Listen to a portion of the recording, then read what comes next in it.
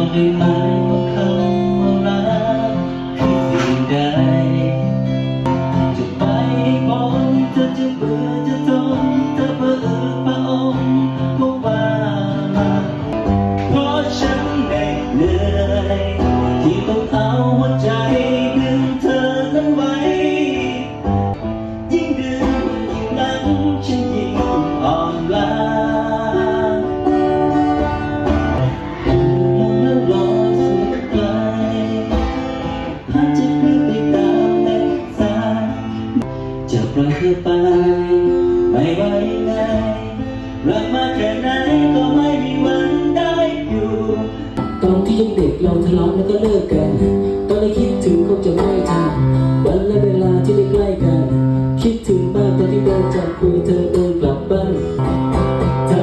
มีทางแม้ที่จะย้อนเวลากลับไปในตอนที่ฉันได้พบเธอ